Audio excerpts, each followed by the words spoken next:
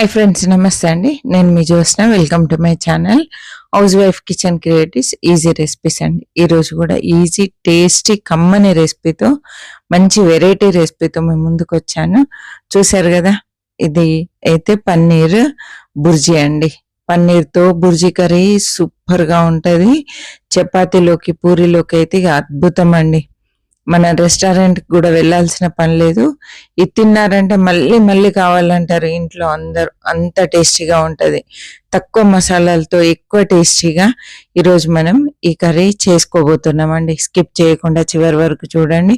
చూస్తున్న ప్రతి ఒక్కరు తప్పకుండా లైక్ చేయండి, మీ ఫ్రెండ్స్కి రిలేటివ్స్కి షేర్ చేయండి, కామెంట్ చేయడం మర్చిపోవద్దండి.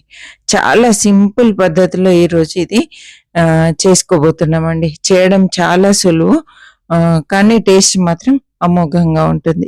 చేసే విధానం, కావాల్సిన పదార్థాలు చూద్దామండి. నేనైతే ఒక 3 మీడియం సైజు ఉల్లిపాయలు తీసుకొని ఇలా చిన్న చిన్న ముక్కలుగా కట్ చేశాను. కొంచెం పెద్దగా అండి, మరీ చిన్నగా కాకుండా మరీ పెద్దగా కాకుండా ఈ మాదిరిగా ముక్కలు కట్ చేసి పెట్టానండి. ఇప్పుడు మనం ఒక చాపర్ తీసుకుందాం. చాపర్లో వేసుకొని మెత్తగా అయ్యే విధంగా, అంటే సన్నగా ముక్కలు అయ్యే విధంగా మనం చాప్ చేసుకుందామండి. చాపర్లో అయితేనే బాగుంటుంది, లేదా మిక్సీలో కచ్చాపచ్చగా మిక్సీ చేయండి. అది కూడా వీలు కాకపోతే సన్న ముక్కలుగా తరుక్కోండి. నైఫ్తో చాలా సన్నగా ముక్కలు తరగండి. చూడండి, నేనైతే చాలా చిన్న ముక్కలుగా చేశాను. ఈ విధంగా ఉంటే సరిపోతుందండి. చూడండి, మరీ మిక్సీ పట్టి మెత్తగా చేస్తే అస్సలు బాగుండదు. ఇలా ముక్కలు ముక్కలుగా ఉండి మంచిగా బ్రౌన్ కలర్లోకి వేగేంత వరకు వేపుకున్నాం అనుకోండి, సూపర్గా ఉంటుంది. ఇప్పుడైతే పన్నీర్ తురుముకోవాలండి. 200 గ్రామ్స్ పన్నీర్ తీసుకున్నాను. చక్కగా అంతా తురుముకోవాలి. ఒకవేళ మీకు తురమడానికి వీలు కాకపోతే చిన్న చిన్న ముక్కలుగా చేసుకున్నా పర్లేదండి. కాకపోతే వేళ్ళతో చిన్న ముక్కలుగా చేయాలి. ఇలా పొడుగు పొడుగ్గా వచ్చే విధంగా తురుముకోండి. లేదు అంటే ఇలా చిన్న ముక్క తీసుకొని వేళ్ళతో నలిపేస్తే సరిపోతుందండి. ఇలా నలిపేసేయాలి. మీ ఇష్టం, మీకు ఏది కన్వీనియంట్గా ఉంటే ఆ పద్ధతిలో పన్నీర్ని చిన్నగా సన్నగా ముక్కలుగా చేసి రెడీ పెట్టుకోండి. నేనైతే తురుముతున్నాను, కాకపోతే తురమడం వీలు కాని వాళ్ళు ఇలా కూడా చేసుకోవచ్చు అని చూపిస్తున్నానండి. ఇలా పన్నీర్ అంతా రెడీ చేసి పెట్టుకున్నానండి. తురుముకొని రెడీగా పెట్టుకున్నాను. ఇది పక్కన పెట్టేసుకొని ఒక కడాయి తీసుకోవాలి. కడాయి తీసుకొని స్టవ్ ఆన్ చేస్తున్నాను. స్టవ్ ఆన్ చేసేసి కడాయి హీట్ అయిన తర్వాత 3 టేబుల్ స్పూన్ల ఆయిల్ వేసానండి. ఆయిల్ కూడా చక్కగా వేడైన తర్వాత మనము చాప్ చేసి పెట్టుకున్నటువంటి ఆనియన్ ఆయిల్లో వేసేయాలి. ఆనియన్ వేసేటప్పుడు ఆయిల్ మంచి హీట్లో ఉండాలండి.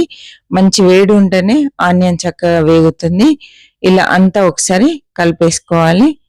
చూడండి, ఆయిల్ మరీ ఎక్కువ వేసుకోవద్దండి, ఇలా కొంచెం వేస్తే సరిపోతుంది.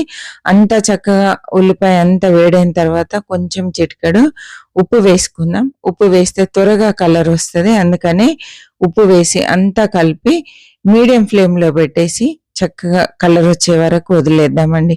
కొంచెం టైం పడుతుంది కాబట్టి మిగతాది దీనికి మసాలా ప్రిపేర్ చేసుకుందాము. ఈ సైజులో 3 టమాటాలు తీసుకున్నాను. అన్ని చిన్న ముక్కలుగా తరిగి పెట్టుకుందామండి. డైరెక్ట్ టమాటా వేస్తే సరిగా మెత్తగా మిక్సీ పట్టరాదు కాబట్టి ఇలా చిన్న ముక్కలుగా కట్ చేశాను. అన్ని కట్ చేసి పెట్టేసుకున్నాను. ఇందులో ఇప్పుడు బాదాం 4, కాజు 4 వేసేయాలి. ఒక 3 పచ్చిమిరపకాయలు ఇలా మధ్యలోకి చించి వేయాలండి, లేకపోతే పచ్చిమిర్చి సరిగా మెత్తగా అవ్వదు. కాబట్టి ఇలా చించి వేయాలి. కొంచెం కంపల్సరిగా కసూరి మెంతి వేయండి. మెంతి లేకుంటే మాత్రం స్కిప్ చేయండి, పర్వాలేదు. కొంచెం సాల్ట్ వేసి మిక్సీ పట్టుకోవాలండి మెత్తగా. సాల్ట్ ఎందుకు వేయడం అంటే పచ్చిమిర్చి వేసినప్పుడు ఉప్పు వేస్తే చేదెక్కకుండా ఉంటుంది, కాబట్టి ఉప్పు వేసి ఇలా మిక్సీ పట్టుకోవాలి. ఇది పక్కన పెట్టేసి ఆనియన్ ఎంతవరకు వచ్చిందో చూద్దామండి. చూసారా, ఆనియన్ మంచి కలర్లోకి మారిపోయింది. ఉల్లిపాయలు ఇలా గోల్డెన్ బ్రౌన్ కలర్ అయిన తర్వాత ఇప్పుడు ఇందులో కొంచెం పసుపు వేసుకోవాలండి. అదేవిధంగా కారం వేసుకోవాలి. అదేవిధంగా సాల్ట్ రుచికి సరిపడా ఉప్పు వేయండి. మొత్తంగా నేనైతే 1 టీ స్పూన్ సాల్ట్ తీసుకున్నాను. పచ్చి ధనియాల పొడి వేసేసి చక్కగా ఫ్రై చేసుకోవాలండి. పన్నీర్ కర్రీలో ఉప్పు చూసి వేసుకోవాలి. కొంచెం త్వరగా ఎక్కువైతది కాబట్టి నేను టోటల్‌గా అంతా 1 టీ స్పూన్ తీసుకొని మసాలాలో కొంచెము, తర్వాత ఉల్లిపాయల్లో కొంచెం వేశాను. ఇప్పుడు కొంచెం వేశాను. మనం అదే విధంగా మసాలా నూరి పెట్టుకున్నాం గదండీ! అది గూడా ఇప్పుడు ఇందులో వేసేసి చక్కగా ఇలా దగ్గరకొచ్చి, ఆయిల్ బయటకొచ్చి, ఇలా కొంచెం కలరొచ్చి వేగేంత వరకు వేపుకోవాలండి. కడాయికి పట్టుకొని కొంచెం ఆయిల్ సెపరేట్ అయితున్న టైంలో ఇలా వాటర్ వేసుకోవాలి. ఒక హాఫ్ గ్లాస్ వరకు వాటర్ వేసానండి. మరి ఎక్కువ నీళ్లు పట్టవు. కొన్నే నీళ్లు పడతాయి. చూసి జాగ్రత్తగా వేసుకోండి. ఇలా చిక్కగానే ఉండాలి. ఇప్పుడైతే అంతా కలిపేసుకొని మూత పెట్టి పైకి ఆయిల్ పేరేంత వరకు ఉడికించుకోవాలండి. మీడియం ఫ్లేమ్‌లోనే ఉంచాను స్టవ్. ఇప్పుడు చూద్దామండి. చూసారా చక్కగా ఉడికింది. పచ్చివాసన పోయి చక్కగా ఉడికిపోయిందండి. మంచి వాసన వస్తుంది. కమ్మటి వాసన వస్తుంది. ఈ టైంలో మనం తురిమి పెట్టుకున్నటువంటి పన్నీర్ మొత్తం ఇందులో వేయాలి. స్టవ్ కూడా పూర్తిగా సిమ్‌లోకి మార్చానండి. పన్నీర్ వేసేటప్పుడు స్టవ్ తగ్గించుకోవాలి. పన్నీర్ వేసామంటే ఆల్మోస్ట్ కర్రీ అయిపోయినట్టే అండి. పన్నీర్ వేసి ఇలా అంతా చక్కగా కలిపేసుకోవాలి. చూడండి. ఇలా మంచిగా మిక్స్ చేయాలండి. మిక్స్ చేసి ఒక్క 2 నిమిషాలు మీడియం ఫ్లేమ్‌లో ఉడికించుకుంటే సరిపోతుంది. చూడండి చక్కగా అంతా కలిపేసి కొంచెం ఓపికతోటి చేసుకున్నామంటే భలే టేస్టీగా ఉంటదండి. చాలా చాలా బావుంటది. ఇప్పుడు ఇందులో కొంచెం గరం మసాలా వేసుకుందాం. కర్రీ అయితే చివరికొచ్చేసింది.